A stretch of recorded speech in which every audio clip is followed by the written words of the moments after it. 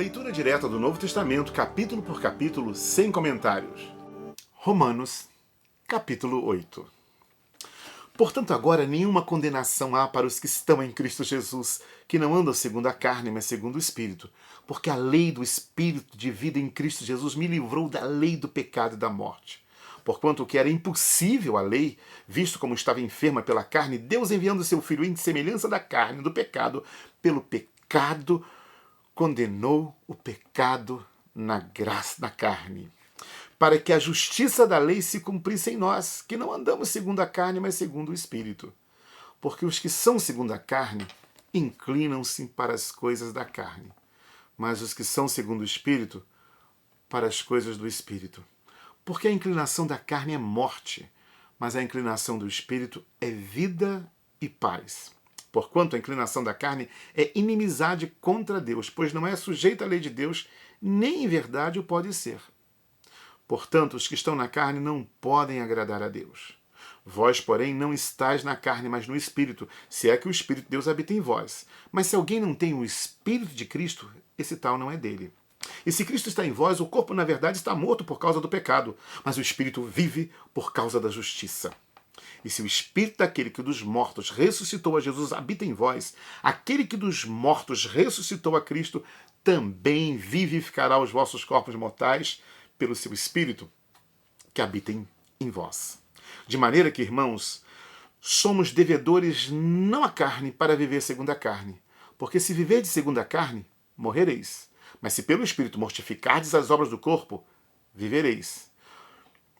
Porque todos os que são guiados pelo Espírito de Deus, esses são filhos de Deus. Porque não recebestes o espírito de escravidão para outra vez estardes no temor, mas recebeste o espírito de adoção de filhos, pelo qual clamamos, Abba, Pai. O mesmo Espírito testifica com o nosso espírito que somos filhos de Deus.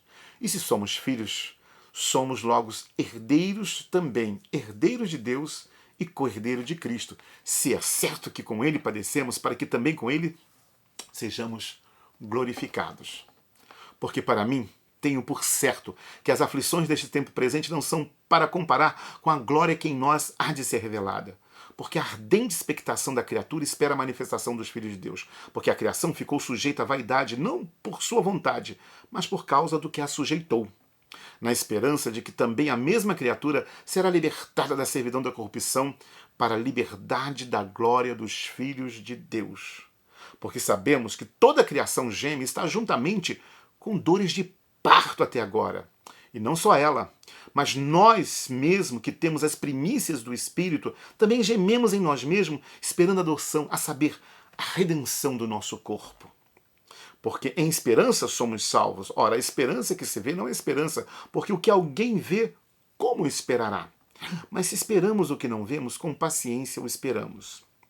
E da mesma maneira também o Espírito ajuda as nossas fraquezas, porque não sabemos o que havemos de pedir como convém. Mas o mesmo Espírito intercede por nós com gemidos inexprimíveis. E aquele que examina os corações sabe qual é a intenção do Espírito. E é ele que, segundo Deus, intercede pelos santos. E sabemos que todas as coisas contribuem juntamente para o bem daqueles que amam a Deus, daqueles que são chamados por seu decreto. Porque os que dantes conheceu também os predestinou para serem conforme a imagem do seu Filho, a fim de que ele seja o primogênito entre muitos irmãos. E aos que predestinou, a esse também chamou. E aos que chamou, a esse também justificou. E aos que justificou, a esses também glorificou. Que diremos, pois, estas coisas? Se Deus é por nós, quem será contra nós? Aquele que nem mesmo seu próprio Filho poupou, antes o entregou por todos nós, como não nos dará com ele todas as coisas? Quem tentará acusação contra os escolhidos de Deus? É Deus quem os justifica.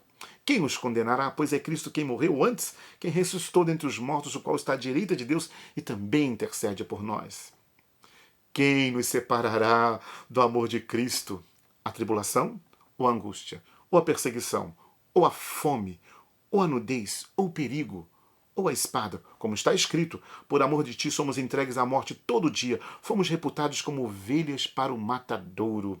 Mas em todas estas coisas somos mais do que vencedores por aquele que nos amou.